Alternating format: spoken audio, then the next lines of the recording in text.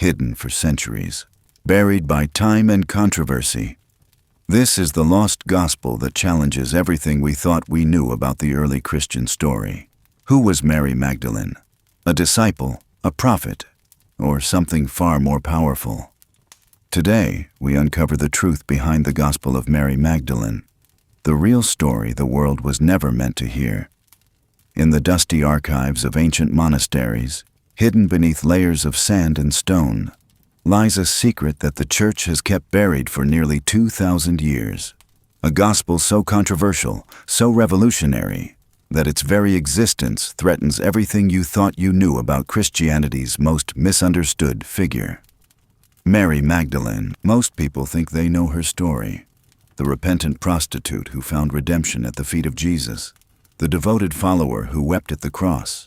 The first witness to the resurrection. But what if I told you that this entire narrative, this carefully constructed image, is nothing more than a deliberate fabrication designed to hide the truth about who Mary Magdalene really was? Tonight, we're going to uncover the forbidden gospel that reveals Mary Magdalene's true identity. Not as a reformed sinner, but as Jesus' most trusted disciple. Not as a background figure in the Christian story, but as the woman who may have been chosen to carry on his most sacred teachings. The woman who understood mysteries that even the 12 apostles couldn't grasp. But before we dive into this earth-shattering revelation, I need to warn you, what you're about to discover will challenge everything you've been taught about early Christianity. It will force you to question assumptions you never knew you had. It will reveal how centuries of deliberate suppression have hidden one of history's most powerful women from view. This isn't just another retelling of biblical history. This is the exposure of a cover-up that has lasted for 2 millennia. A cover-up that involves lost gospels, destroyed manuscripts, and a systematic campaign to erase Mary Magdalene from her rightful place in Christian history. So settle in, open your mind, and prepare to discover why the Church has fought so desperately to keep this gospel hidden. Because what we're about to uncover doesn't just change how we see Mary Magdalene. It changes how we understand the very foundations of Christianity itself. The story begins in 1945, in the Egyptian desert near the town of Nag Hammadi. A local farmer named Muhammad al-Saman was digging for fertilizer when his shovel struck something hard. What he uncovered would shake the Christian world to its core. 13 leather-bound codices containing 52 texts that had been buried for over 1,500 years. Among these ancient manuscripts was a document that scholars would later call the Gospel of Mary.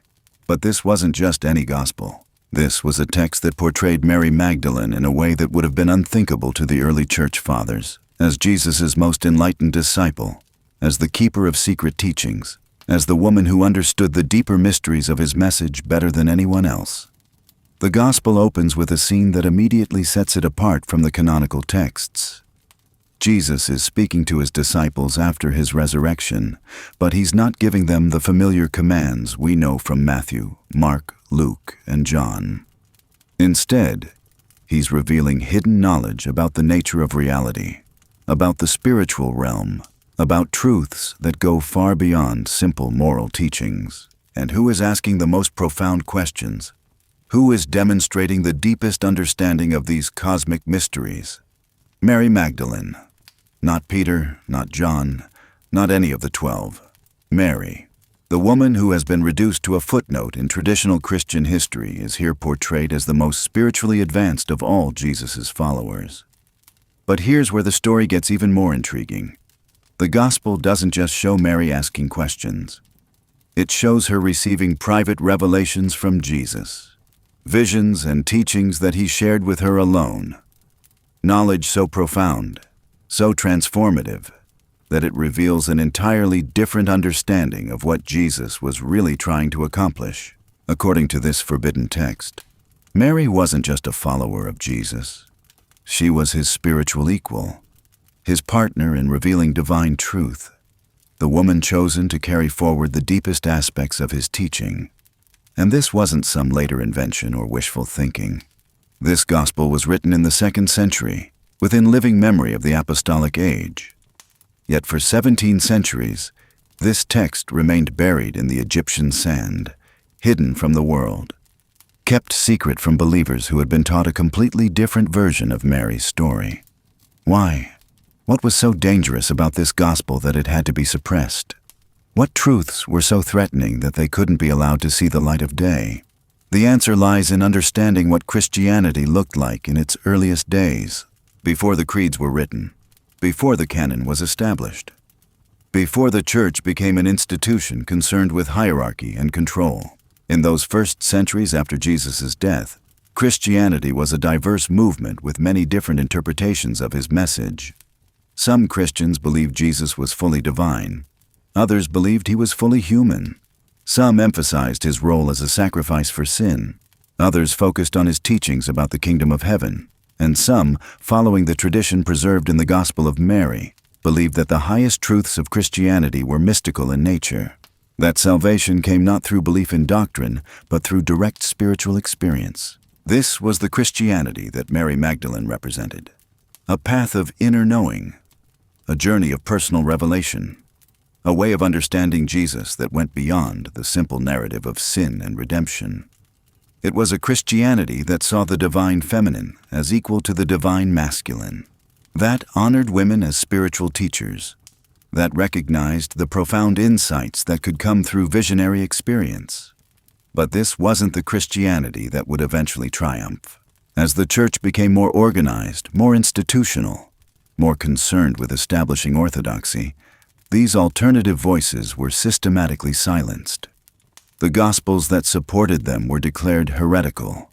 The teachers who promoted them were condemned as false prophets, and the manuscripts that preserved them were ordered to be destroyed. The Gospel of Mary was one of the casualties of this purge, along with dozens of other texts that presented different perspectives on Jesus and his message. They were buried, hidden, lost to history, until that farmer's shovel struck ancient leather in the Egyptian desert, and the secrets of the past were finally brought back to light. Now, you might be wondering why this matters. Why should we care about a gospel that was written in the 2nd century? Why does it matter what some ancient Christians believed about Mary Magdalene? The answer is simple. Because understanding the full story of early Christianity helps us understand the forces that shaped the religion we know today. The suppression of the Gospel of Mary wasn't just about doctrine.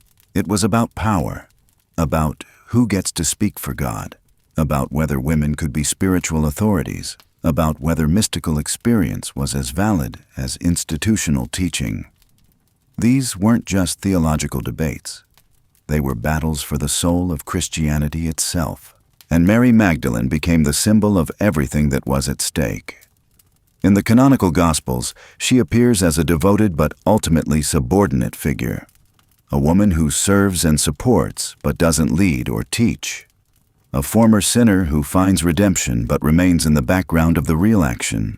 But in the Gospel of Mary, she emerges as something entirely different, as a woman of profound spiritual insight, as a teacher who understood truths that others couldn't grasp, as a leader who commanded respect and authority, as the keeper of Jesus' most sacred secrets.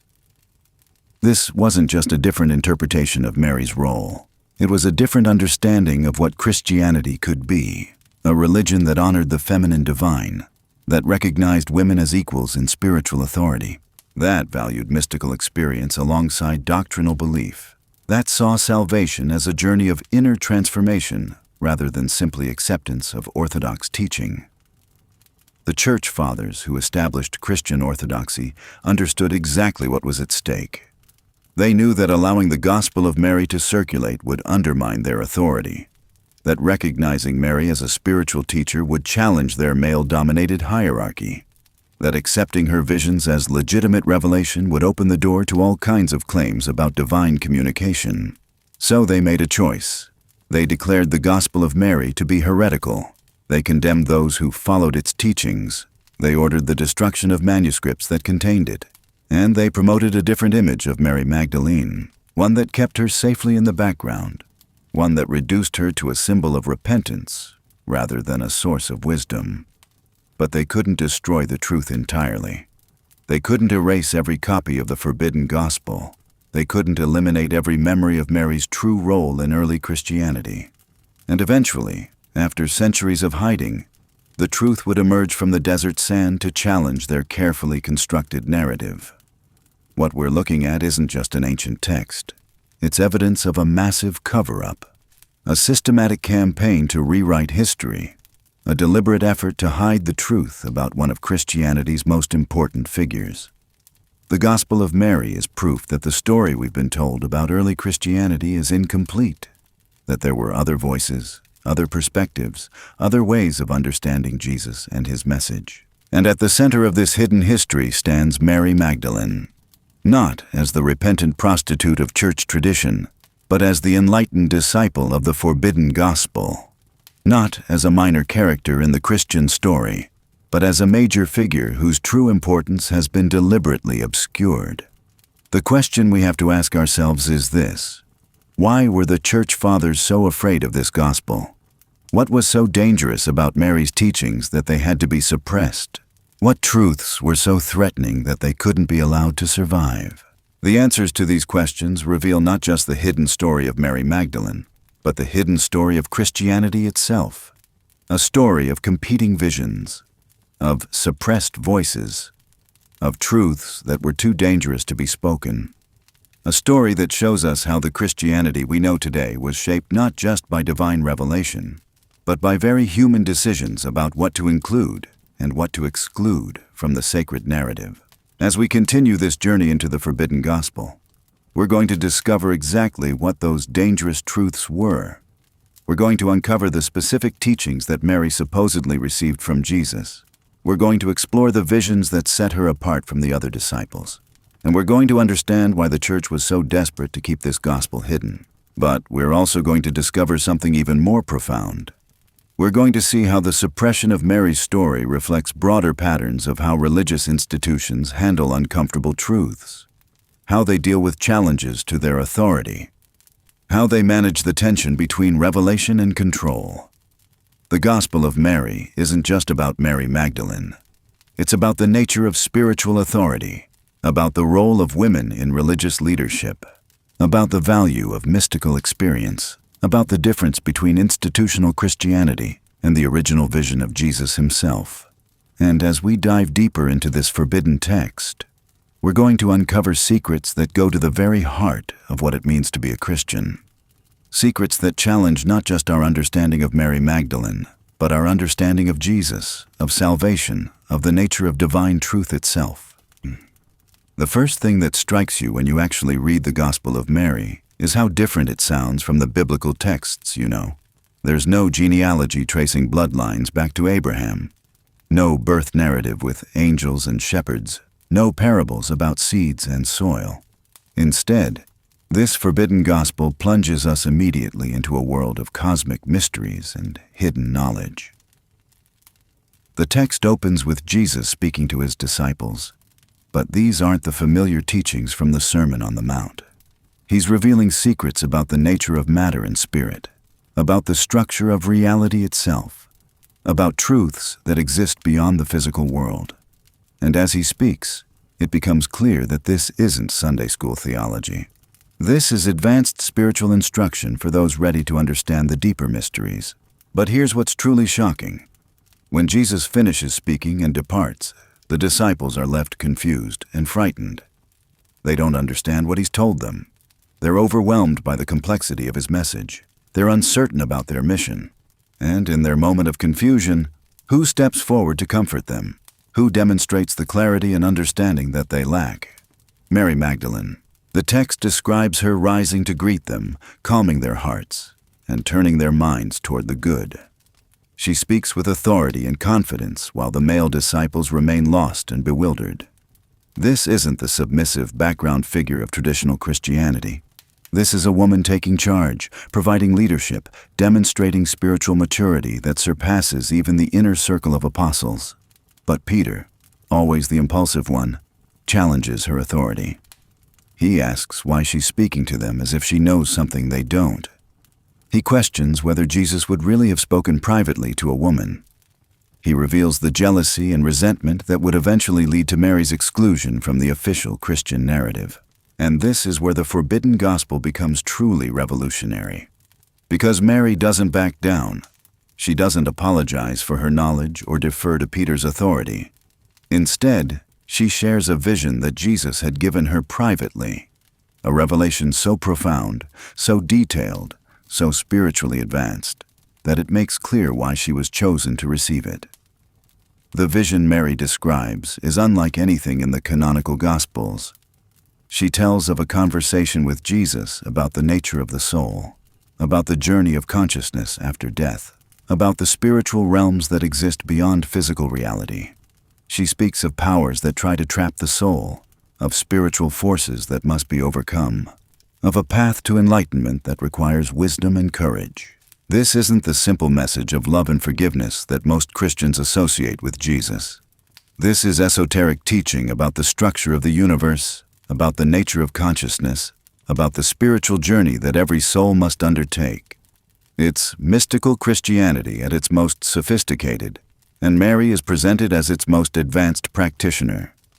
But the other disciples don't receive this teaching with gratitude or wonder. Andrew dismisses it as strange doctrine. Peter becomes angry, questioning whether the Savior would really speak privately to a woman rather than to them. The text reveals the gender-based prejudice that would eventually lead to Mary's marginalization in Christian history. Yet Levi, who represents the more spiritually mature disciples, defends Mary. He points out that the Savior loved her more than the rest of them. He suggests that they should be ashamed of their jealousy rather than critical of her revelation. He recognizes what the other disciples refuse to acknowledge, that Mary has been chosen for a special role in preserving and transmitting Jesus' deepest teachings. This dynamic, captured in just a few pages of ancient text, reveals everything about why the Gospel of Mary had to be suppressed. It shows a woman not just as a follower of Jesus, but as his most trusted confidant, not just as a witness to his resurrection, but as the recipient of his most profound revelations, not just as a member of his community, but as a leader whose spiritual insights surpass those of the male apostles. The implications are staggering. If Mary really was Jesus' most enlightened disciple, if she really did receive private teachings that went beyond what he shared with the 12, if she really was chosen to carry forward the mystical dimensions of his message, then the entire structure of early Christianity was built on a lie. The Church Fathers who established Christian orthodoxy claimed their authority from apostolic succession. They traced their legitimacy back to Peter and the 12 disciples. They built their institutions on the foundation of male apostolic leadership. But the Gospel of Mary suggests that they were following the wrong leaders, preserving the wrong teachings, building on the wrong foundation. According to this forbidden text, the real heir to Jesus' spiritual legacy wasn't Peter with his impulsive reactions and limited understanding. It wasn't John with his theological speculation. It wasn't Paul with his systematic doctrine. It was Mary Magdalene, the woman who understood the cosmic dimensions of Jesus' message, who received his most advanced teachings, who was prepared to guide others on the path of spiritual enlightenment. This explains why the gospel had to be destroyed. This explains why Mary had to be redefined as a repentant sinner rather than an enlightened teacher. This explains why her role in early Christianity had to be minimized and marginalized, because acknowledging her true status would have undermined the entire basis of church authority. But the suppression of the Gospel of Mary wasn't just about protecting institutional power. It was about protecting a particular interpretation of Christianity. The Church Fathers were building a religion based on belief in doctrine, acceptance of authority, and submission to institutional teaching. They were creating a system where salvation came through the church, where truth was mediated by priests, where spiritual experience was channeled through approved rituals and sacraments. The Gospel of Mary represented a completely different approach to Christianity, one based on direct spiritual experience, personal revelation, and mystical understanding. One where salvation came through inner transformation rather than institutional membership. One where truth was accessed through vision and contemplation rather than through doctrinal instruction. This wasn't just a difference in emphasis. This was a fundamental disagreement about the nature of Christianity itself. And the Church Fathers understood that they couldn't allow both approaches to coexist. They had to choose between institutional authority and mystical experience, between collective doctrine and individual revelation, between the Christianity of the Church and the Christianity of Mary Magdalene. They chose the path that would give them power and control. They chose the interpretation that would build institutions and establish hierarchies. They chose the version of Christianity that would make them the gatekeepers of salvation rather than the guides to personal enlightenment. And in making that choice, they had to eliminate the alternatives. They had to suppress the Gospels that supported mystical Christianity. They had to condemn the teachers who promoted direct spiritual experience. They had to redefine the figures who represented a different path to salvation. Mary Magdalene became the primary casualty of this campaign. Her transformation from enlightened disciple to repentant prostitute wasn't accidental. It was strategic. It was designed to discredit the mystical tradition she represented and to warn others about the dangers of following her example. But the Gospel of Mary preserves a different memory, a memory of a woman who understood truths that others couldn't grasp, a memory of a teacher who received revelations that others couldn't access, a memory of a leader who offered a path to salvation that others couldn't provide. The question we have to ask is this: what if they were wrong? What if the Church Fathers made the wrong choice? What if the Christianity they built was a distortion of Jesus' original message, rather than a faithful preservation of it? The Gospel of Mary suggests that Jesus intended his most advanced teachings to be preserved through mystical experience, rather than institutional doctrine. That he chose a woman to carry forward his deepest insights. That he valued spiritual understanding over religious authority. That he saw salvation as a journey of inner transformation rather than a matter of correct belief. This isn't just ancient history. This is a living question that challenges how we understand Christianity today. Because if the Gospel of Mary is authentic, if Mary really was Jesus' most enlightened disciple, if she really did receive teachings that were suppressed by the early church, then we have to reconsider everything we thought we knew about Christian origins.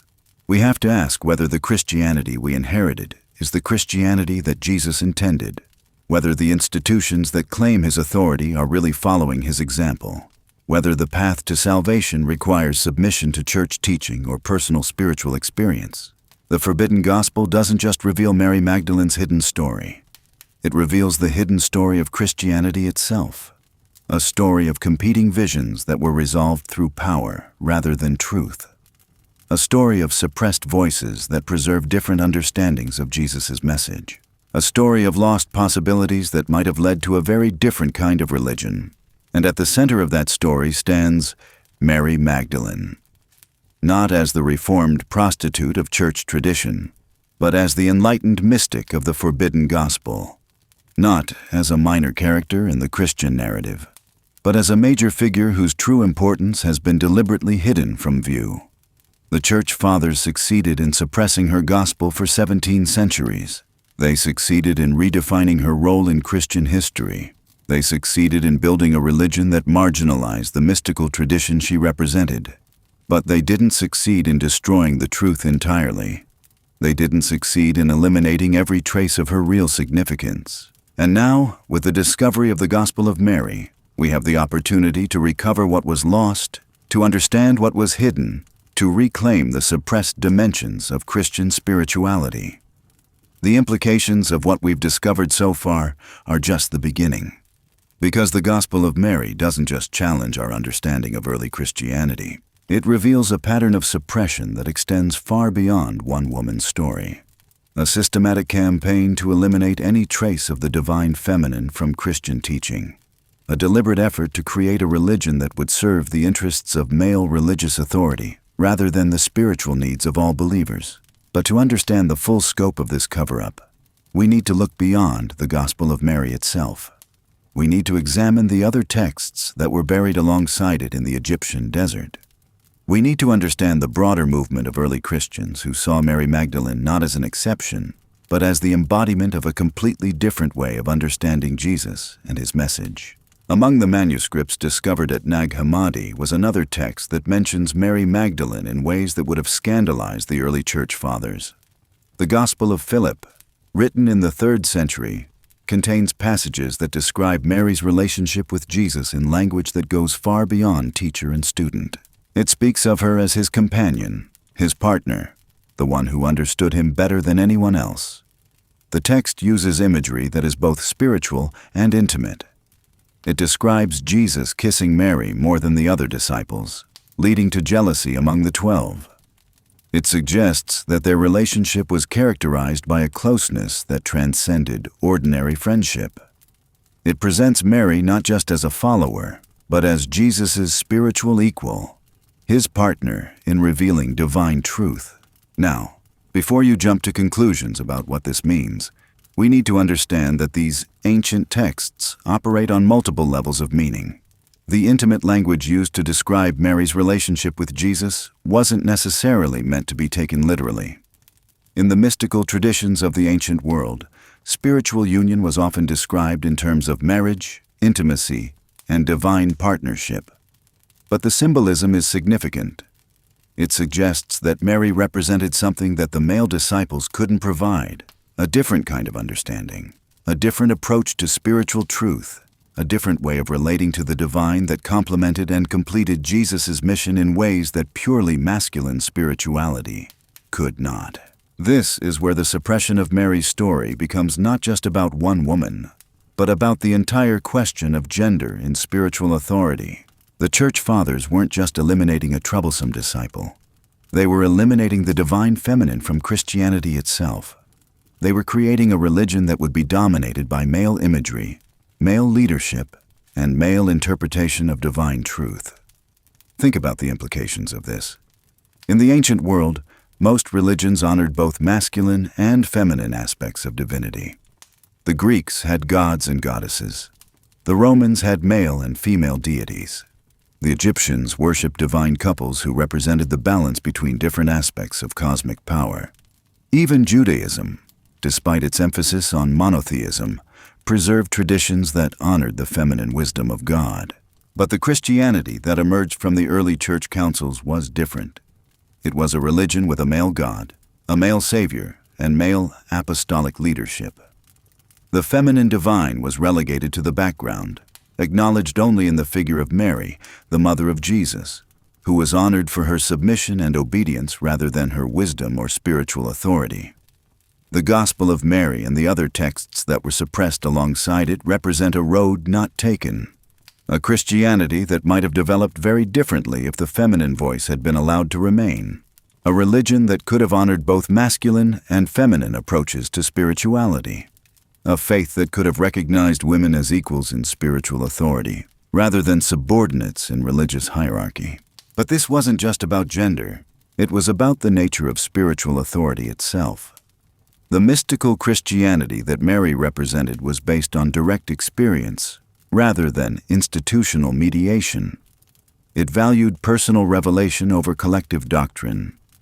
It saw salvation as an inner journey, rather than an external process controlled by religious authorities. This approach to Christianity was deeply threatening to the Church Fathers who were trying to build stable institutions. How could they maintain authority if anyone could claim direct revelation? How could they control teaching if individuals could access divine truth through personal experience? How could they build a unified church if different people were having different visions of what Jesus had taught? The suppression of the Gospel of Mary was part of a broader campaign to eliminate what scholars call Gnostic Christianity. This was a diverse movement of early Christians who believed that salvation came through knowledge rather than faith, through inner transformation rather than external ritual, through direct experience of the divine rather than acceptance of church teaching. The Gnostics, as they came to be known, weren't a single organized group. They were various communities scattered throughout the ancient world, each with their own interpretation of Jesus' message. But they shared certain common beliefs that put them at odds with the emerging Orthodox Church. They believed that the material world was flawed or corrupt, and that spiritual truth existed in a higher realm that could be accessed through mystical experience. They taught that Jesus came not to die for humanity's sins, but to reveal the hidden knowledge that would allow souls to escape the limitations of physical existence. They honored teachers who had received direct revelation, regardless of their gender or official status.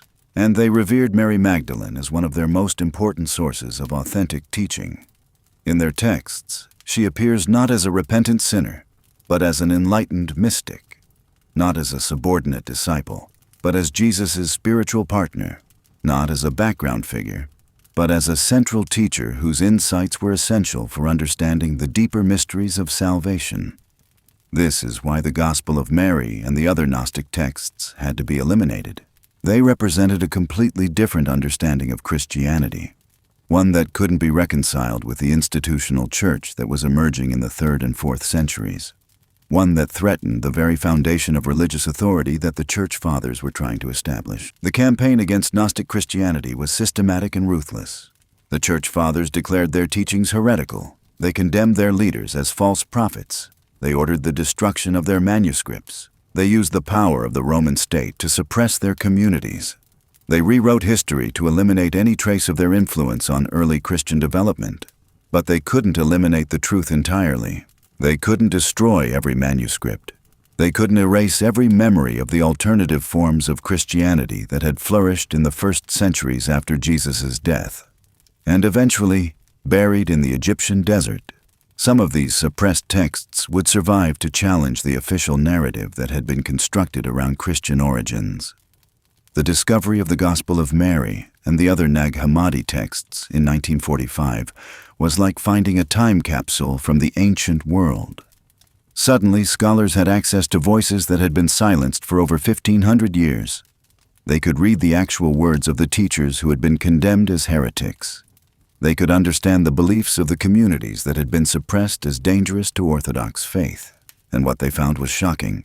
The Christianity of the first centuries was far more diverse, far more complex, far more mystical than anyone had imagined. There were communities that honored Mary Magdalene as their primary teacher. There were texts that described Jesus' message in cosmic rather than purely ethical terms. There were traditions that valued direct spiritual experience over institutional authority. This wasn't the simple story of a unified early church gradually developing into the Christianity we know today. This was a complex story of competing visions, suppressed voices, and deliberate choices about which traditions would survive and which would be eliminated.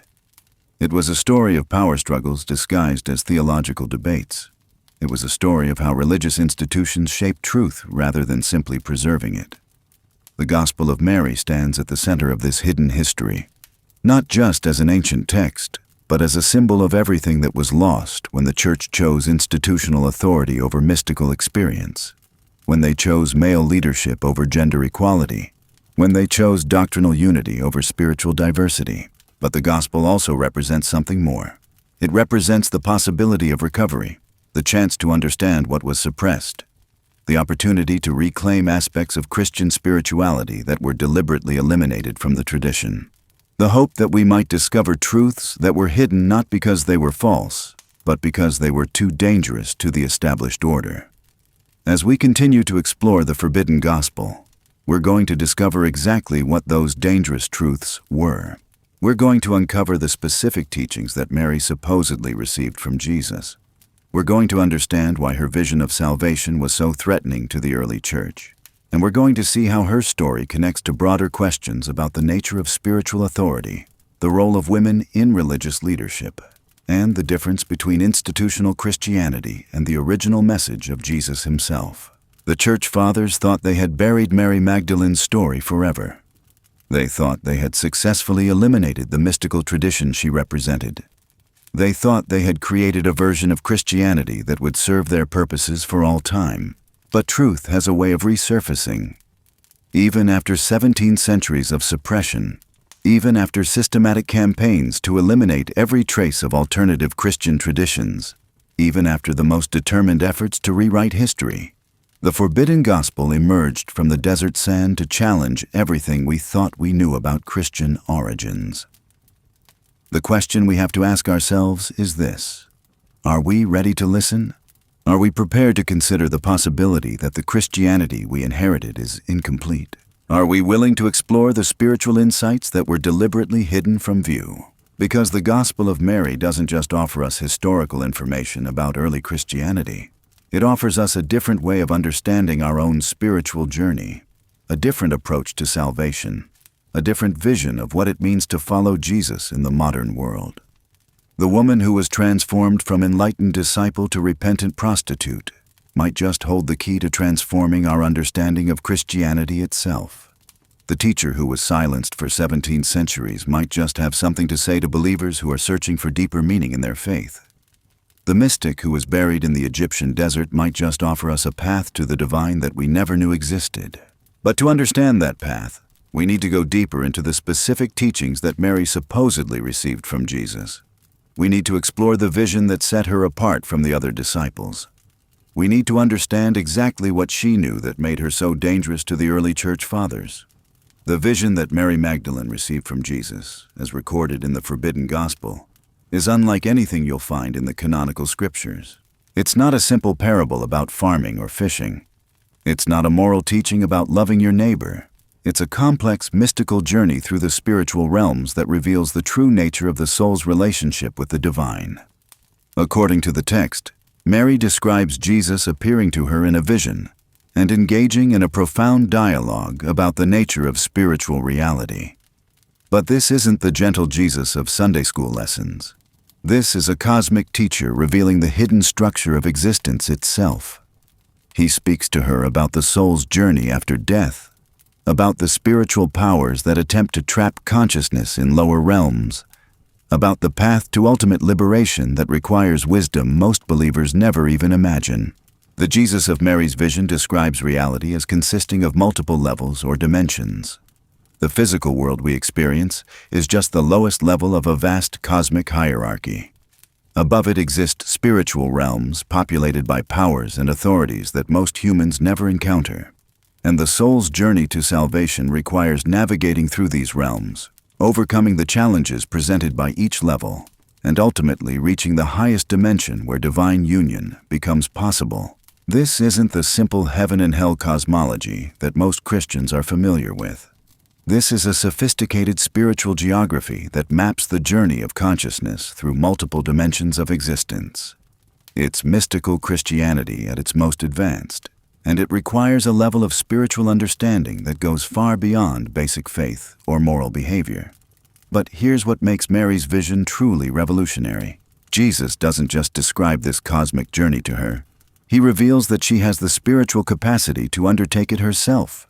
He treats her not as a student receiving instruction, but as a spiritual equal capable of the highest forms of mystical experience. He shares with her secrets that he apparently didn't share with the 12 apostles, knowledge that requires a level of spiritual maturity that only she possessed.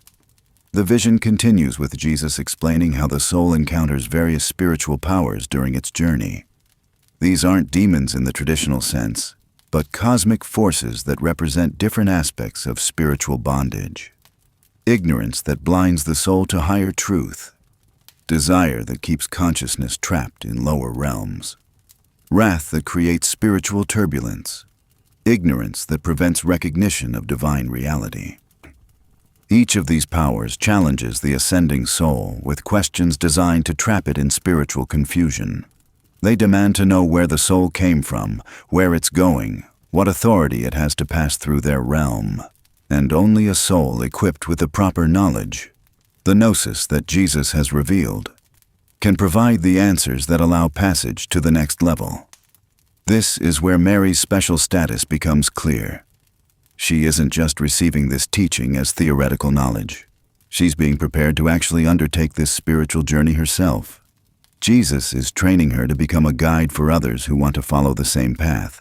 He's equipping her with the mystical knowledge that will allow her to help other souls navigate the cosmic realms and achieve ultimate liberation.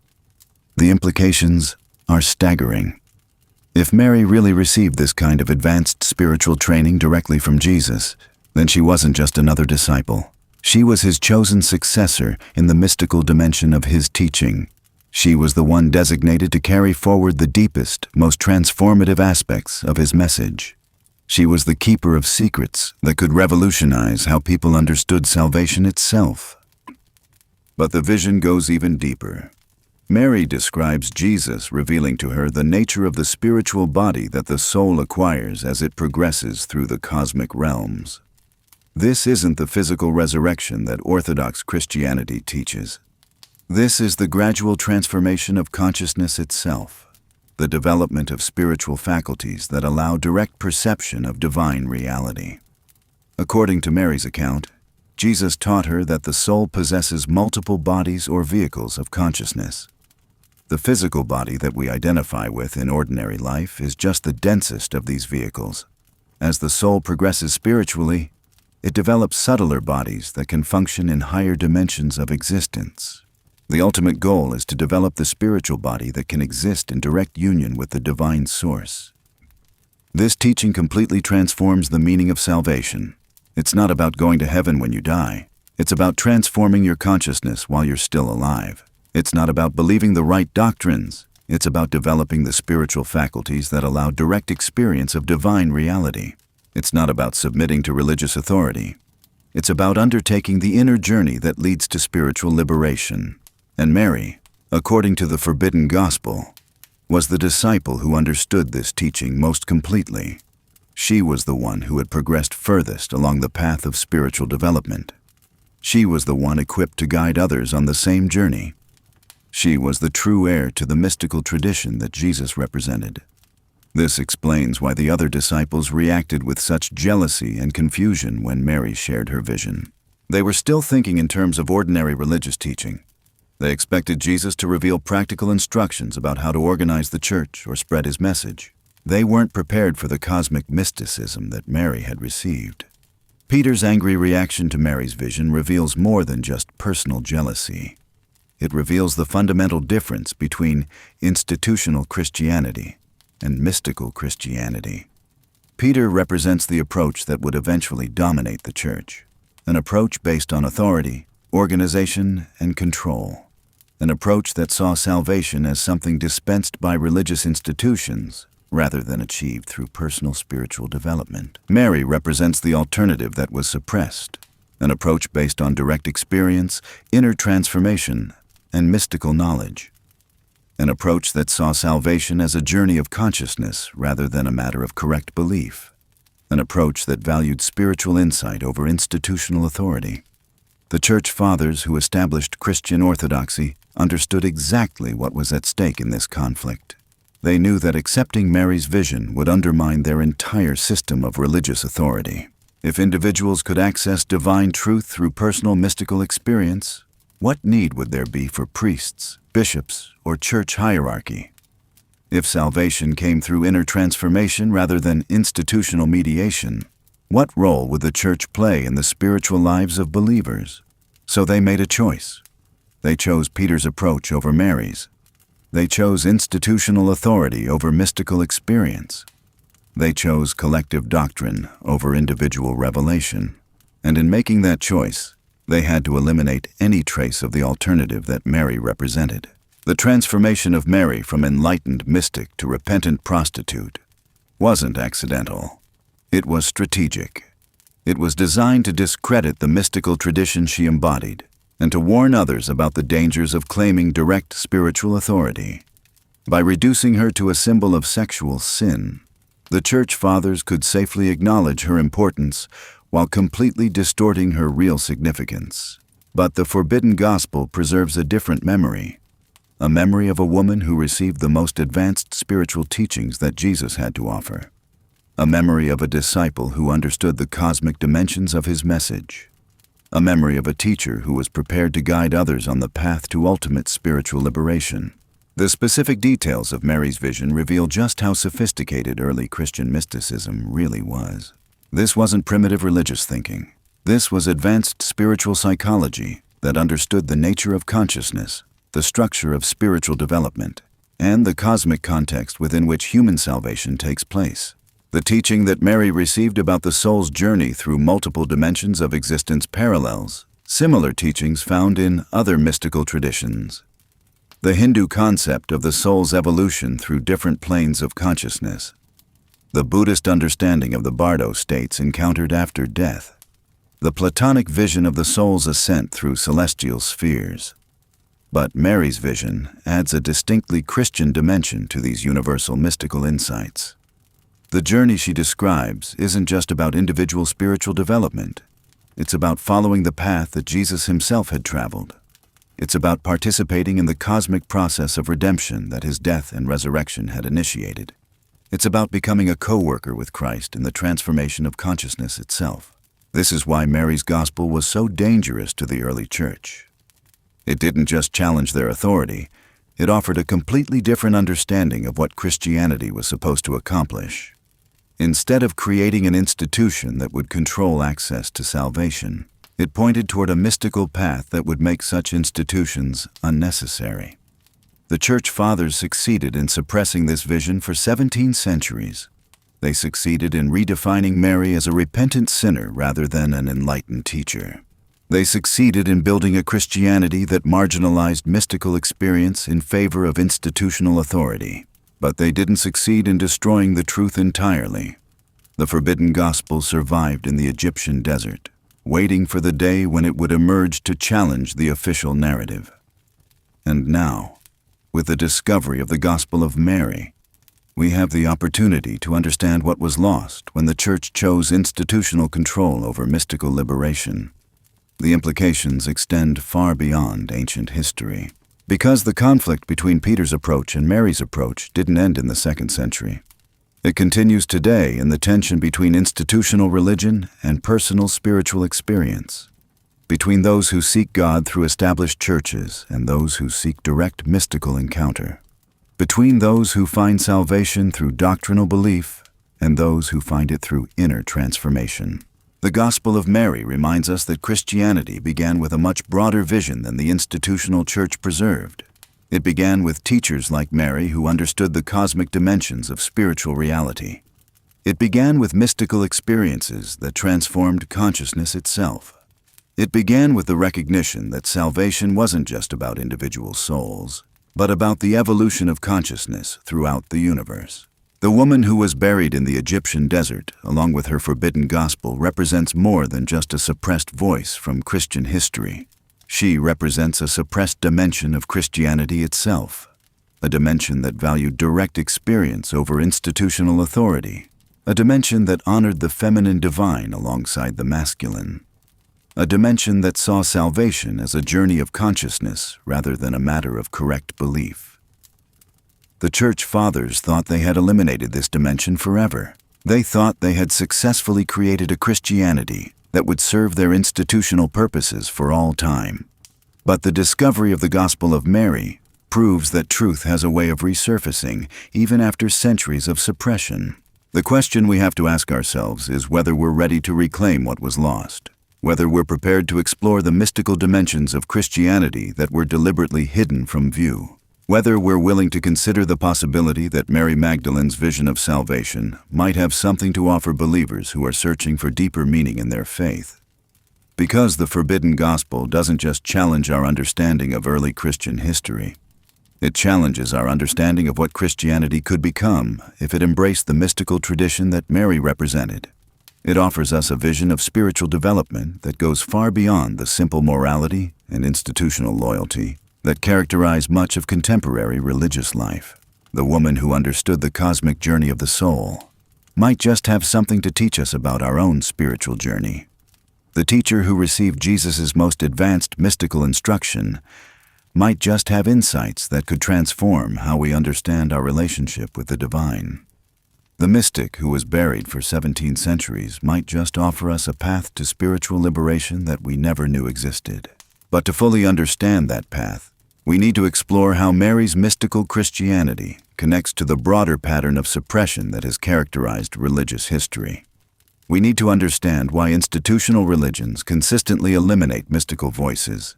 We need to see how the suppression of Mary's gospel reflects a systematic campaign to control spiritual experience and limit access to divine truth. The story of Mary Magdalene isn't just about one woman's suppressed teachings. It's about the ongoing struggle between those who seek to control spiritual experience and those who seek to liberate it. It's about the tension between institutional authority and personal revelation. It's about the difference between religion as social control and religion as spiritual transformation. And that struggle continues today, in every religious tradition, in every spiritual community, in every individual heart that yearns for authentic encounter with the divine. The Gospel of Mary reminds us that the path to spiritual liberation has always existed, even when it's been driven underground by those who prefer to control rather than liberate human consciousness. The forbidden gospel that emerged from the Egyptian desert carries a message that transcends its ancient origins. It speaks to anyone who has ever felt that conventional religion wasn't enough, that there had to be something deeper, something more transformative, something that could actually change consciousness rather than just modify behavior. Mary Magdalene's vision of salvation as a cosmic journey of consciousness offers us a different way of understanding our spiritual potential. It suggests that we're not just moral beings trying to be good, but spiritual beings capable of the highest forms of mystical experience. It reminds us that salvation isn't just about going to heaven when we die, but about transforming our consciousness while we're still alive. The woman who was transformed from enlightened disciple to repentant prostitute might just hold the key to transforming our understanding of what it means to be a spiritual being in a cosmic universe. The teacher who was silenced for 17 centuries might just have the wisdom we need to navigate our own spiritual journey in a world that often seems to offer more obstacles than opportunities for authentic spiritual development. But the full implications of Mary's suppressed gospel go even deeper than individual spiritual development. They touch on fundamental questions about the nature of religious authority, the role of women in spiritual leadership, and the difference between religion as institutional control and religion as mystical liberation. The pattern of suppression that buried Mary Magdalene's gospel wasn't unique to early Christianity. It represents a systematic approach that religious institutions have used throughout history to eliminate voices that threaten their authority. When we examine this pattern closely, we discover that Mary's story is just one example of a much broader campaign to control spiritual experience and limit access to divine truth. Think about what happens when someone claims direct revelation from God. When they say they've received visions, heard divine voices, or experienced mystical union with the divine, the institutional response is predictable. First, they demand proof. Then they question the person's authority. Finally, they either co-opt the experience by bringing it under institutional control, or they condemn it as heretical and dangerous. This is exactly what happened to Mary Magdalene. Her claim to have received private revelations from Jesus couldn't be allowed to stand unchallenged. It threatened the entire foundation of apostolic authority that the church was building. So the church fathers had to make a choice. They could either acknowledge her spiritual authority and risk undermining their own, or they could discredit her entirely and preserve their institutional power. They chose institutional power, and in making that choice, they established a pattern that would repeat itself throughout Christian history. Whenever mystics claimed direct access to divine truth, whenever women sought spiritual authority, whenever individuals challenged institutional teaching based on personal revelation, the response was the same: suppression, discreditation, and elimination from the official record. Joan of Arc heard voices from saints and angels directing her to save France. The church eventually burned her as a witch, only canonizing her centuries later when her political usefulness outweighed her spiritual threat. Hildegard of Bingen received elaborate visions that she recorded in stunning detail. The church tolerated her only because she carefully submitted her revelations to male authority for approval. Marguerite Porete wrote about the soul's mystical union with God. The church burned both her and her book. The pattern is consistent across centuries and cultures. Institutional religions consistently eliminate voices that claim direct access to divine truth. They systematically suppress teachings that bypass religious authority. They deliberately marginalize figures who offer alternative paths to salvation. But why? Why are religious institutions so threatened by mystical experience? Why do they consistently choose institutional control over spiritual liberation? The answer lies in understanding the fundamental difference between religion as social control and religion as spiritual transformation. Religious institutions exist to provide stability, order, and collective identity. They serve important social functions by creating shared beliefs, common rituals, and unified communities. They offer comfort to those who need guidance, structure to those who crave certainty, and belonging to those who seek community. But mystical experience is inherently destabilizing. It's personal rather than collective. It's direct rather than mediated. It's transformative rather than conforming. It creates individuals who have their own relationship with the divine, their own understanding of spiritual truth, their own path to salvation. This is why the Gospel of Mary was so dangerous. It wasn't just about one woman's spiritual insights. It was about a completely different approach to Christianity, an approach that valued personal revelation over institutional teaching, an approach that honored individual spiritual development over collective religious identity, an approach that saw salvation as an inner journey rather than an external process controlled by religious authorities. The Church Fathers understood exactly what was at stake. They knew that allowing Mary's gospel to circulate would encourage others to seek their own direct revelations. They knew that recognizing her spiritual authority would inspire other women to claim similar roles. They knew that accepting her mystical teachings would undermine the entire system of religious control they were trying to establish. So they made a strategic decision. They would preserve Mary's memory, but completely transform her significance. Instead of the enlightened mystic of the forbidden gospel, they would create a different Mary, a Mary who represented repentance rather than revelation, a Mary who demonstrated submission rather than spiritual authority, a Mary who served as a warning rather than an inspiration. The transformation of Mary Magdalene from enlightened disciple to repentant prostitute wasn't just about rewriting one woman's story. It was about sending a message to anyone who might be tempted to follow her example. It was about establishing clear boundaries around who could claim spiritual authority and who could not. It was about creating a Christianity that would serve institutional purposes rather than individual spiritual development. But the suppression of Mary's gospel had consequences that extended far beyond the early church. It established a precedent that would shape Christianity for centuries to come. It created a religious culture that was suspicious of mystical experience, hostile to female spiritual authority, and committed to institutional control over individual revelation. This precedent explains why Christianity developed so differently from other religious traditions. While Hinduism preserved a rich tradition of mystical experience, while Buddhism honored enlightened teachers regardless of gender, while Islam maintained a vibrant Sufi tradition of direct spiritual experience, Christianity became increasingly focused on doctrine, hierarchy, and institutional authority. The suppression of Mary's gospel eliminated the mystical dimension that could have balanced Christianity's institutional development. It removed the feminine voice that could have provided a different perspective on spiritual authority. It destroyed the teachings that could have preserved the cosmic vision of salvation that Jesus himself had apparently shared with his most advanced disciples. The consequences of this suppression continue to shape Christianity today. The religion that claims to follow Jesus often bears little resemblance to the mystical teacher who revealed cosmic secrets to Mary Magdalene. The churches that claim apostolic authority often reject the very kind of direct spiritual experience that characterized the early Christian movement. The institutions that claim to preserve Christian truth often suppress the very voices that might help Christianity rediscover its mystical roots. But the discovery of the Gospel of Mary offers us an opportunity to understand what was lost, and perhaps to recover what was suppressed.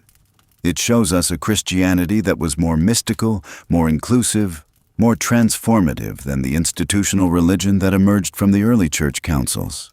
The vision of salvation that Mary received from Jesus wasn't just about individual spiritual development.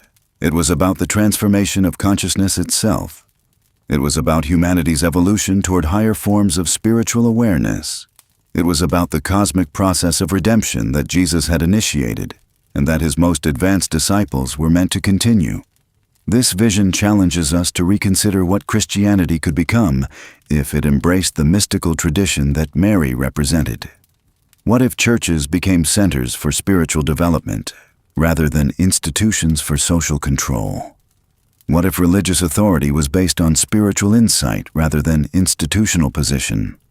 What if salvation was understood as a journey of consciousness rather than a matter of correct belief? The Gospel of Mary suggests that these weren't just ancient possibilities. They were the original vision of Christianity itself, the vision that Jesus shared with his most enlightened disciples, the vision that was suppressed because it threatened the institutional interests of the early church. the vision that was buried in the Egyptian desert but never completely destroyed.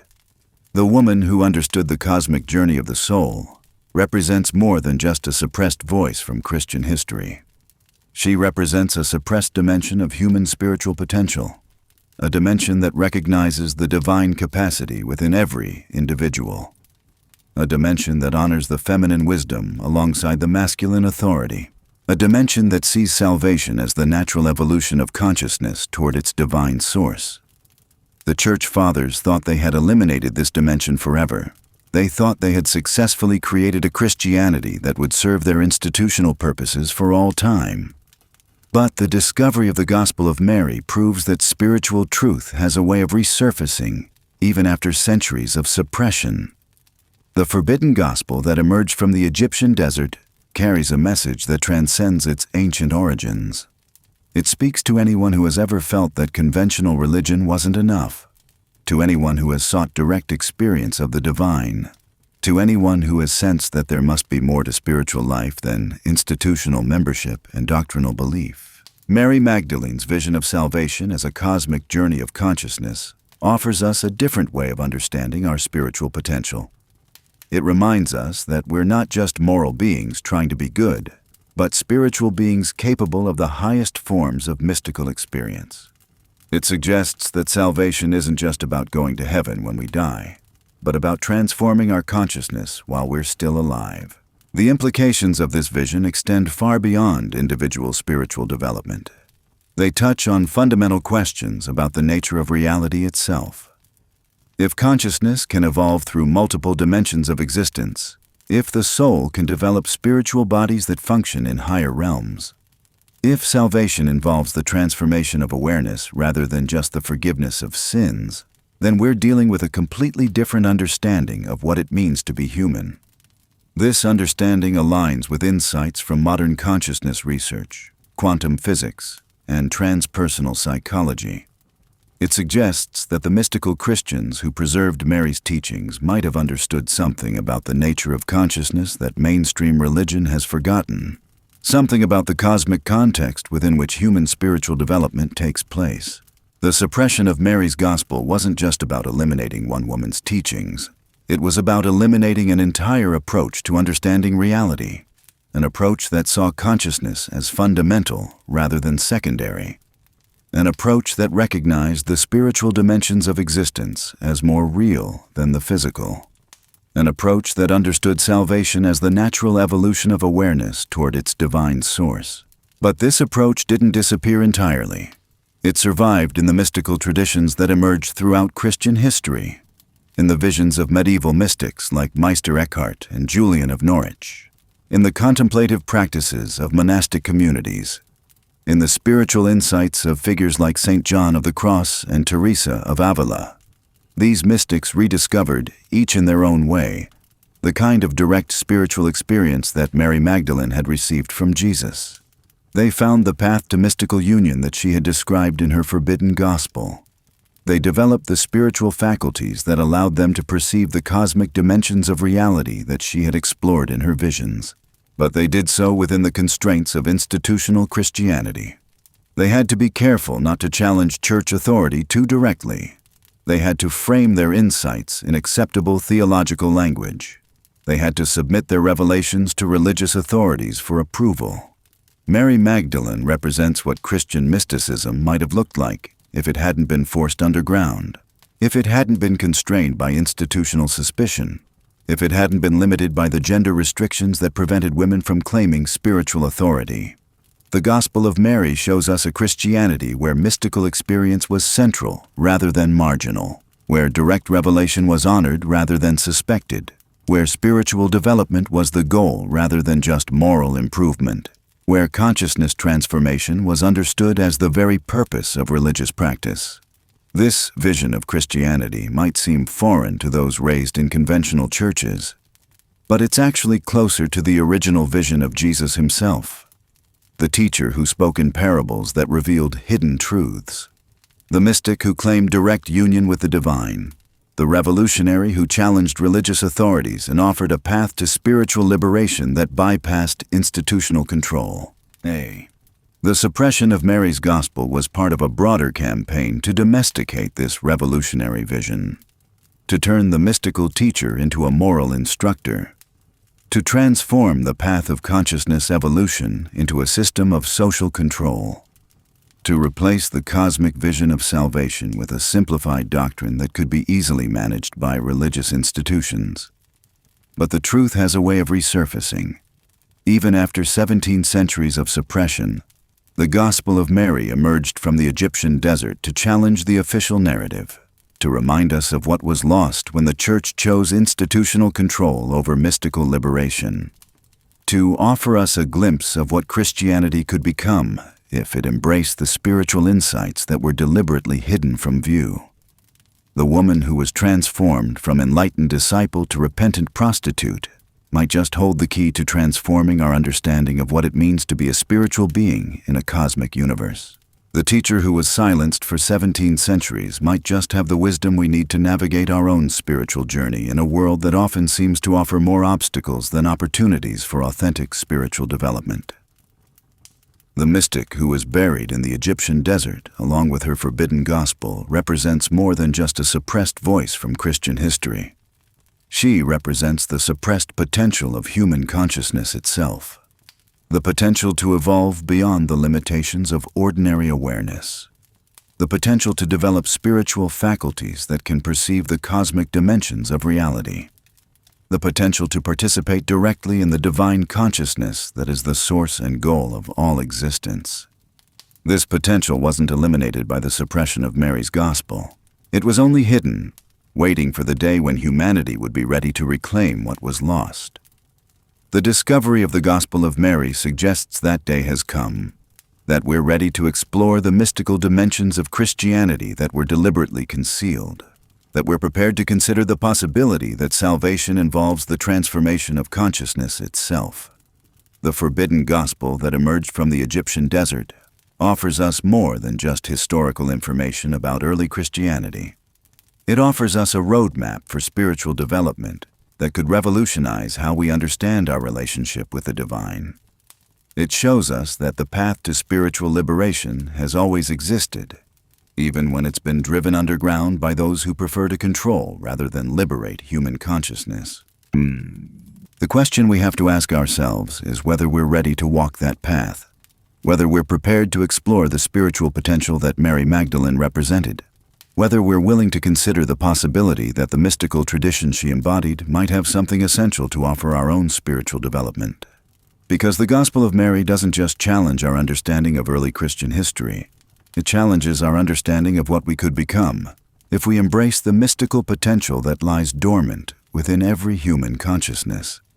It reminds us that we're not just physical beings having a spiritual experience, but spiritual beings capable of the highest forms of cosmic consciousness. The woman who understood the cosmic journey of the soul might just have something to teach us about our own journey toward spiritual liberation. The teacher who received Jesus' most advanced mystical instruction might just have insights that could transform how we understand our own relationship with the divine. The mystic who was buried for 17 centuries might just offer us a path to spiritual transformation that we never knew existed. But to fully understand that path, we need to explore how Mary's mystical teachings connect to the broader question of what Christianity could become if it embraced the spiritual insights that were deliberately suppressed. We need to understand how the recovery of her gospel might help us rediscover the mystical dimensions of faith that were hidden beneath centuries of institutional control. The implications of what we've discovered extend far beyond academic interest in early Christian history. They touch on fundamental questions about the nature of spiritual authority, the role of mystical experience in religious life, and the difference between religion as social control and religion as consciousness transformation. The Gospel of Mary reminds us that Christianity began with a much broader vision than the institutional church preserved. It began with mystical teachers who understood the cosmic dimensions of spiritual reality. It began with direct revelations that transformed consciousness itself. It began with the recognition that salvation wasn't just about individual souls, but about the evolution of awareness throughout the universe. The implications of recovering Mary's suppressed gospel extend into territory that most religious institutions would find deeply uncomfortable, because if we take her mystical teachings seriously, if we accept that she really did receive advanced spiritual instruction directly from Jesus, then we're forced to confront some disturbing questions about the foundations of organized Christianity itself. Think about what the Gospel of Mary actually claims. It presents Jesus not as the moral teacher of Sunday sermons, but as a cosmic instructor revealing the hidden structure of reality. It shows Mary not as a reformed sinner seeking forgiveness, but as an enlightened being capable of navigating multiple dimensions of consciousness. It describes salvation not as a simple transaction between God and humanity, but as a complex journey of spiritual evolution that most believers never even imagine. These aren't just different interpretations of familiar Christian themes. These are fundamentally different understandings of what Christianity is supposed to accomplish. And if Mary's gospel preserves authentic teachings from Jesus himself, then the Christianity that emerged from the early church councils wasn't just incomplete. It was a deliberate distortion of the original message. The church fathers who suppressed Mary's gospel weren't just protecting their institutional authority. They were protecting a particular vision of human spiritual potential, a vision that kept believers dependent on religious mediation rather than encouraging them to develop their own mystical capacities. A vision that emphasized moral behavior rather than consciousness transformation. A vision that promised salvation in the afterlife rather than spiritual liberation in this life. But Mary's gospel suggests that Jesus had a completely different vision. A vision that saw every human being as capable of the highest forms of mystical experience. A vision that recognized the divine potential within individual consciousness. A vision that understood salvation as the natural evolution of awareness toward its cosmic source. This vision wasn't just spiritually revolutionary, it was politically dangerous. Because if individuals could access divine truth directly, if they could develop their own spiritual faculties, if they could navigate the cosmic realms without institutional guidance, then what role would religious authorities play in their spiritual lives? The suppression of Mary's gospel was part of a broader campaign to prevent this kind of spiritual independence, to ensure that believers remained dependent on church mediation, to maintain the monopoly on divine truth that religious institutions claimed for themselves. But the campaign wasn't entirely successful. Throughout Christian history, mystics have rediscovered the kind of direct spiritual experience that Mary described. They've found ways to access the cosmic dimensions of consciousness that she explored. They've developed the spiritual faculties that allow perception of reality beyond the physical realm. The writings of these mystics reveal striking similarities to Mary's suppressed teachings. Meister Eckhart wrote about the birth of God in the soul. Julian of Norwich described visions of cosmic love that transformed her understanding of divine reality. John of the Cross mapped the dark night of the soul that precedes mystical union.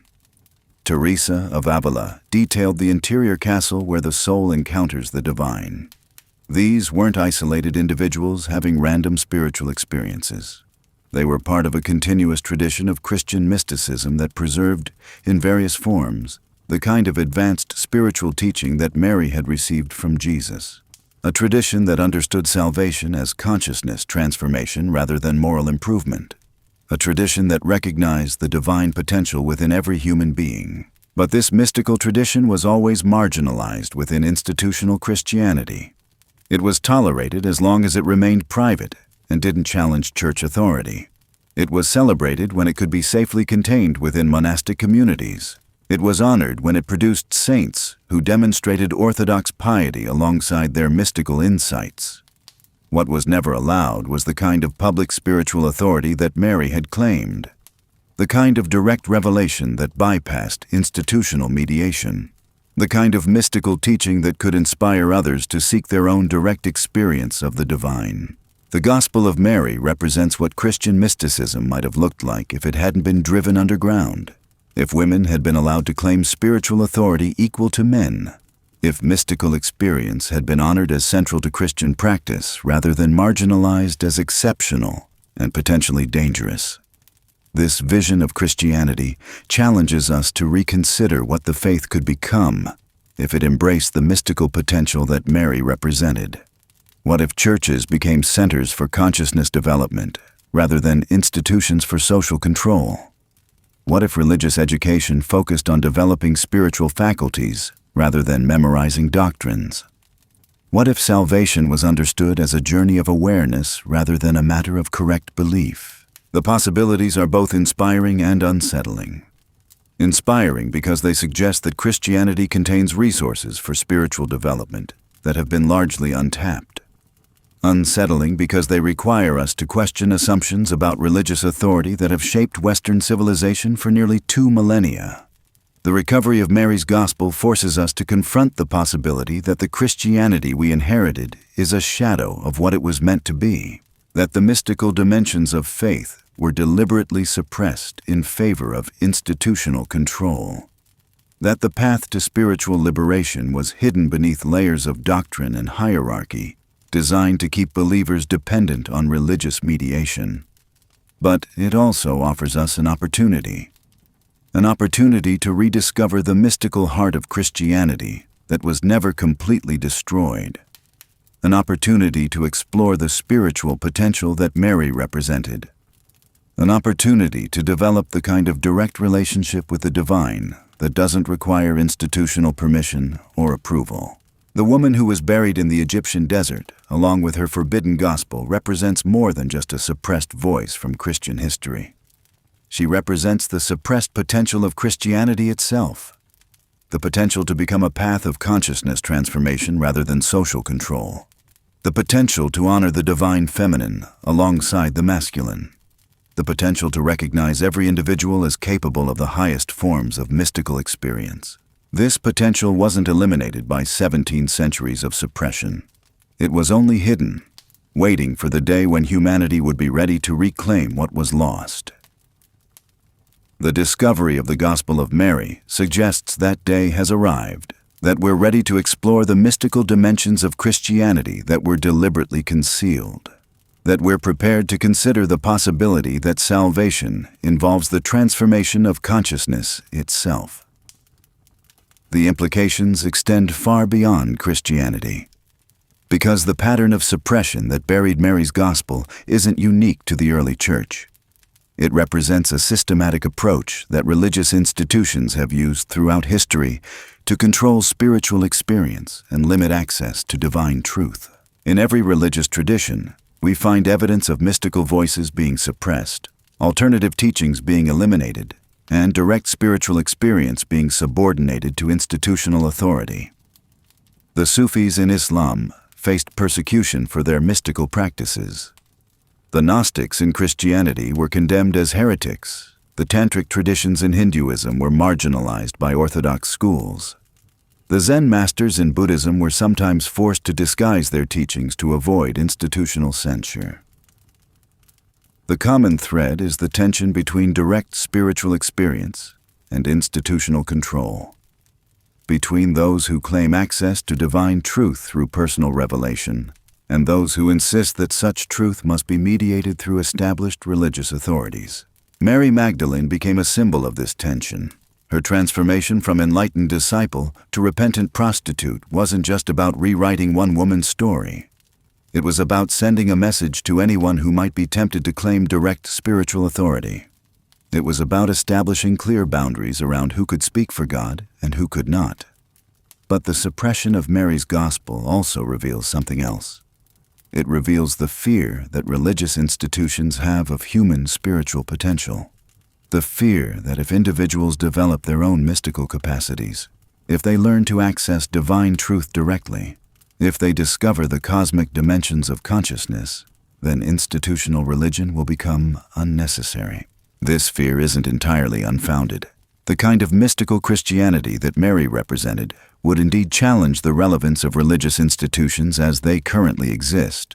It would require churches to become facilitators of spiritual development rather than controllers of religious truth. It would demand that religious authorities demonstrate genuine spiritual insight rather than simply claiming inherited authority. But it wouldn't eliminate the need for spiritual community. It wouldn't make religious guidance unnecessary. It would simply transform the nature of religious institutions from controllers of divine truth to to servants of human spiritual development. The Gospel of Mary suggests that this transformation was part of Jesus' original vision, that he intended to create not an institutional church, but a community of mystics, not a hierarchy of religious authority, but a fellowship of spiritual seekers, not a system of doctrinal control, but a path of consciousness evolution. This vision was suppressed because it threatened the interests of those who preferred to control rather than liberate human spiritual potential. But it was never completely destroyed. It survived in the mystical traditions that emerged throughout Christian history. It was preserved in the contemplative practices of monastic communities. It was maintained in the spiritual insights of individual mystics who rediscovered the path to divine union. And now, with the discovery of the Gospel of Mary, we have the opportunity to understand this vision in its original form, to see what Christianity might have looked like if the mystical tradition had been allowed to flourish, to explore the spiritual potential that was deliberately hidden from view. The woman who understood the cosmic journey of the soul might just have something to teach us about our own journey towards spiritual liberation. The teacher who received Jesus' most advanced mystical instruction might just have insights that could transform how we understand our own relationship with the divine. The mystic who was buried for 17 centuries might just offer us a path to spiritual transformation that we never knew existed. But to fully understand that path, we need to explore how Mary's mystical teachings connect to the broader question of human spiritual evolution. We need to understand how consciousness itself might be capable of the kind of cosmic journey that she described. We need to consider the possibility that the spiritual faculties she developed aren't unique to her, but represent potentials that exist within every human being. The Gospel of Mary doesn't just challenge our understanding of early Christian history. It challenges our understanding of what it means to be human in a universe that might be far more mysterious, far more spiritual, far more conscious than materialistic worldviews would suggest. Modern consciousness research is beginning to uncover evidence that supports some of the insights preserved in Mary's Gospel. Studies of near-death experiences reveal that consciousness can function independently of the physical brain. Research into mystical states shows that individuals can access forms of awareness that transcend ordinary perception. Investigations into psychedelic experiences demonstrate that consciousness can navigate what appear to be non-physical realms. These findings don't prove that Mary's Gospel is literally true, but they do suggest that the kind of consciousness exploration she described might be more than just ancient fantasy. They indicate that the spiritual faculties she developed might represent real potentials within human awareness. The question we have to ask ourselves is whether we're ready to explore these potentials, whether we're prepared to consider the possibility that consciousness itself might be capable of the kind of cosmic journey that Mary described, whether we're willing to develop the spiritual faculties that could allow us to perceive the dimensions of reality that she explored. Because the Gospel of Mary doesn't just offer us historical information about early Christianity. It offers us a roadmap for consciousness development that could revolutionize how we understand our own spiritual potential. It shows us that the path to mystical awareness has always existed, even when it's been driven underground by those who prefer to control rather than liberate human consciousness. The implications of this roadmap extend far beyond individual spiritual development. They touch on fundamental questions about the nature of reality itself. If consciousness can evolve through multiple dimensions of existence, if awareness can develop spiritual faculties that function beyond the physical realm, if human beings are capable of the kind of cosmic perception that Mary described, then we're dealing with a completely different understanding of what it means to be alive in this universe. This understanding challenges the materialistic assumptions that dominate contemporary culture. It suggests that consciousness might be more fundamental than matter, that spiritual dimensions might be more real than physical ones, that the cosmic journey of awareness might be the actual purpose of human existence. The suppression of Mary's Gospel was part of a broader campaign to prevent this understanding from taking root, to ensure that humanity remained focused on material concerns rather than spiritual development, to maintain the illusion that physical reality is all there is and that consciousness is merely a byproduct of brain activity. But the truth has a way of resurfacing. Even after 17 centuries of suppression, the Gospel of Mary emerged from the Egyptian desert to challenge the official narrative, to remind us of what was lost when institutional religion chose control over liberation, to offer us a glimpse of what human consciousness could become if it embraced the spiritual potential that was deliberately hidden from view. The woman who was transformed from enlightened disciple to repentant prostitute might just hold the key to transforming our understanding of what it means to be a conscious being in a cosmic universe. The teacher who was silenced for 17 centuries might just have the wisdom we need to navigate our own evolution toward higher forms of awareness. The mystic who was buried in the Egyptian desert, along with her forbidden gospel, represents more than just a suppressed voice from Christian history. She represents the suppressed potential of human consciousness itself, the potential to evolve beyond the limitations of ordinary awareness, the potential to develop spiritual faculties that can perceive the cosmic dimensions of reality, the potential to participate directly in the divine consciousness that is the source and goal of all existence. This potential wasn't eliminated by the suppression of Mary's gospel. It was only hidden, waiting for the day when humanity would be ready to reclaim what was lost. The discovery of the Gospel of Mary suggests that day has come, that we're ready to explore the mystical dimensions of consciousness that were deliberately concealed, that we're prepared to consider the possibility that spiritual evolution might be the actual purpose of human existence. The forbidden gospel that emerged from the Egyptian desert offers us more than just historical information about early Christianity. It offers us a vision of what we could become if we embrace the spiritual potential that lies dormant within every human consciousness. It reminds us that we're not just physical beings having a spiritual experience, but spiritual beings capable of the highest forms of cosmic awareness. The question that remains is whether we're ready to accept this vision, whether we're prepared to explore the spiritual potential that Mary Magdalene represented, whether we're willing to consider the possibility that the mystical tradition she embodied might have something essential to offer our own evolution toward higher forms of consciousness. Because the Gospel of Mary doesn't just challenge our understanding of early Christian history. It challenges our understanding of what we could become if we embrace the cosmic vision of human spiritual potential that was deliberately suppressed for nearly 2 millennia. It offers us a path to consciousness transformation that could revolutionize not just how we understand religion, but how we understand the very nature of existence itself. The journey we've taken through the forbidden Gospel of Mary Magdalene brings us to a crossroads that every seeker of truth must eventually face. The choice between comfortable illusion and transformative reality, between the safety of accepted doctrine and the adventure of mystical discovery, between the Christianity that was constructed by institutional power and the Christianity that was revealed through direct spiritual experience. What we've uncovered isn't just an ancient text that challenges traditional narratives about Mary Magdalene.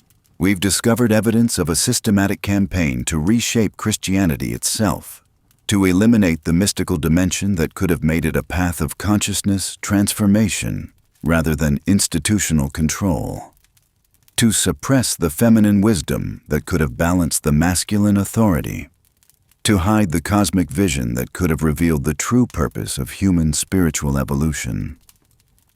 The Gospel of Mary stands as testimony to what was lost when the Church chose Peter's approach over Mary's vision, when they chose hierarchical authority over mystical experience, when they chose doctrinal control over spiritual liberation. The implications of this choice echo through 2 millennia of Christian history, shaping not just religious institutions, but the entire trajectory of Western civilization.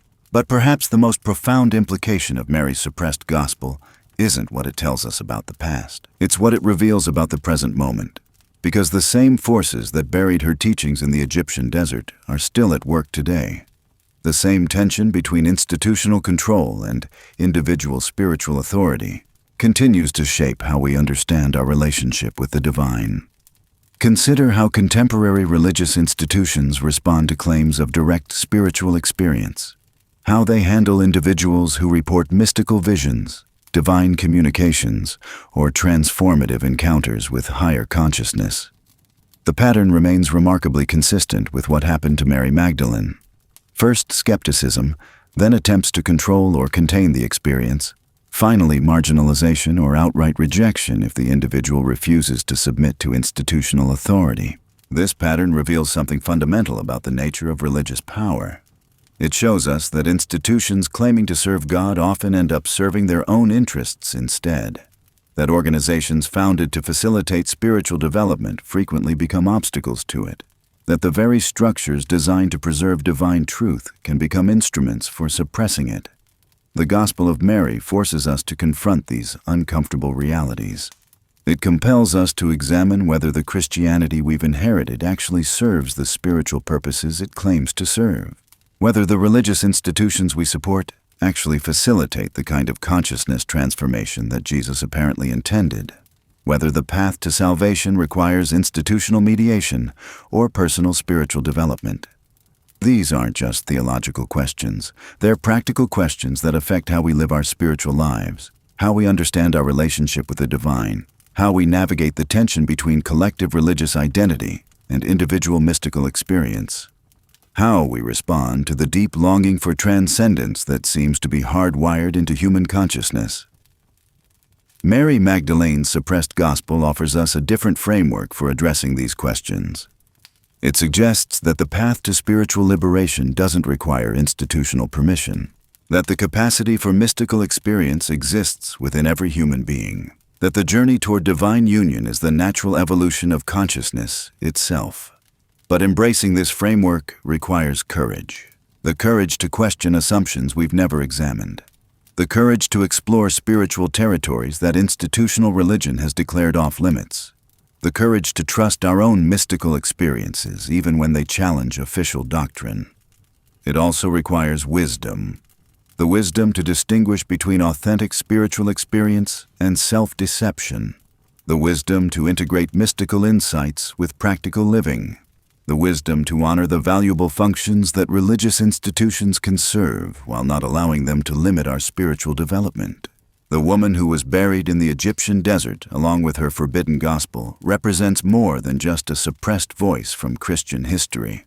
She represents the suppressed potential within every human being who has ever felt called to something deeper than conventional religious practice. She embodies the courage to seek direct experience of the divine. She demonstrates the wisdom to navigate the cosmic dimensions of consciousness. Her story reminds us that spiritual truth has a way of surviving even the most determined efforts to suppress it. That the path to mystical awareness remains accessible even when it's been driven underground. That the divine potential within human consciousness cannot be permanently eliminated by institutional control. The discovery of the Gospel of Mary in the Egyptian desert wasn't just an archaeological find. It was a resurrection, a return of suppressed wisdom to a world that desperately needs it, a recovery of spiritual possibilities that were deliberately hidden from view. But the real question isn't whether Mary's gospel is historically accurate or theologically correct. The real question is whether it offers us insights that can transform our understanding of what it means to be spiritual beings in a cosmic universe. Whether it provides guidance for navigating our own journey toward higher forms of consciousness. Whether it inspires us to explore the mystical potential that lies dormant within our own awareness. Because ultimately, the Gospel of Mary isn't about Mary Magdalene. It's about us, about our capacity for spiritual evolution, about our potential for direct experience of the divine, about our ability to participate in the cosmic consciousness that is both the source and destination of all existence. The forbidden gospel that emerged from the Egyptian desert carries a message that transcends its ancient origins. It speaks to anyone who has ever felt that there must be more to spiritual life than institutional membership and doctrinal belief. It addresses anyone who has sensed that the path to salvation might be more mysterious, more transformative, more personally accessible than conventional religion suggests. The woman who understood the cosmic journey of the soul might just have something to teach us about our own journey toward spiritual liberation. The teacher who received Jesus' most advanced mystical instruction might just have insights that could transform how we understand our own relationship with the divine. The mystic who was buried for 17 centuries might just offer us a path to consciousness transformation that we never knew existed. But to walk that path, we need to make a choice. The same choice that confronted the early church fathers. The same choice that faces every religious institution. The same choice that challenges every individual seeker of truth. We can choose the safety of institutional control, the comfort of accepted doctrine, the security of collective religious identity. Or we can choose the adventure of mystical exploration, the challenge of personal spiritual development, the uncertainty of direct encounter with the divine. The Gospel of Mary reminds us that both paths have always existed, that the tension between them shaped early Christianity, that the resolution of this tension will determine what Christianity becomes in the future. The Church Fathers chose institutional control and buried Mary's mystical vision in the Egyptian desert. But the desert has given up its secrets. The suppressed gospel has emerged to challenge us with the same choice that confronted them. The question that remains is what we will choose, whether we will embrace the mystical potential that Mary represented, whether we will explore the spiritual dimensions of consciousness that she navigated, whether we will trust the divine capacity within our own awareness. Because the Gospel of Mary doesn't just offer us historical information about early Christianity. It offers us a vision of what we could become if we embrace the spiritual potential that lies within every human consciousness. It reminds us that we are not just physical beings having a spiritual experience, but spiritual beings capable of the highest forms of cosmic awareness. The woman who was transformed from enlightened disciple to repentant prostitute might just hold the key to transforming our understanding of what it means to be human in a universe designed for consciousness evolution. The teacher who was silenced for 17 centuries might just have the wisdom we need to navigate our own spiritual journey in a world that often seems designed to prevent authentic spiritual development. The mystic who was buried in the Egyptian desert, along with her forbidden gospel, represents the eternal human potential for transcendence. The possibility that exists within every individual to move beyond the limitations of ordinary awareness. The capacity that resides within every consciousness to participate directly in the divine reality that is both the source and goal of all existence. This potential was never eliminated by the suppression of Mary's gospel. It was only hidden, waiting for the day when humanity would be ready to reclaim what was lost. The discovery of the Gospel of Mary suggests that day has finally arrived, that we're ready to explore the mystical dimensions of consciousness that were deliberately concealed, that we're prepared to consider the possibility that spiritual evolution might be the actual purpose of human existence. The forbidden gospel that emerged from the Egyptian desert offers us more than just a different perspective on early Christian history. It offers us a roadmap for consciousness development that could revolutionize how we understand our own spiritual potential. It shows us that the path to mystical awareness has always existed, even when it's been driven underground by those who prefer to control rather than liberate human consciousness. The implications of this roadmap extend far beyond individual spiritual development. They touch on fundamental questions about the nature of reality itself, about the purpose of human existence, about the destiny of consciousness in a universe that might be far more mysterious, far more spiritual, far more alive than we ever imagined. The story of Mary Magdalene's suppressed gospel is ultimately the story of suppressed human potential, the potential to evolve beyond the limitations that institutional religion has placed on spiritual development, the potential to explore dimensions of consciousness that conventional worldviews declare impossible, the potential to participate directly in the cosmic process of consciousness evolution that might be the hidden purpose behind all existence. This potential wasn't eliminated when the Church Fathers buried Mary's gospel in the Egyptian desert. It was only hidden, waiting for the moment when humanity would be ready to reclaim what was lost. The discovery of the Gospel of Mary suggests that moment has come, that we're ready to explore the mystical dimensions of Christianity that were deliberately suppressed, that we're prepared to embrace the spiritual potential that lies dormant within every human consciousness. The question that remains is whether we're ready to accept this calling, whether we're prepared to explore the spiritual territories that Mary Magdalene mapped in her forbidden gospel, whether we're willing to develop the mystical faculties that could allow us to perceive the cosmic dimensions of reality that she navigated. Because the Gospel of Mary doesn't just challenge our understanding of early Christian history. It challenges our understanding of what we could become if we embrace the vision of human spiritual potential that was deliberately suppressed for nearly 2 millennia. It offers us a path to consciousness transformation that could revolutionize not just how we understand religion, but how we understand the very nature of existence itself. The woman who was buried in the Egyptian desert has finally been allowed to speak.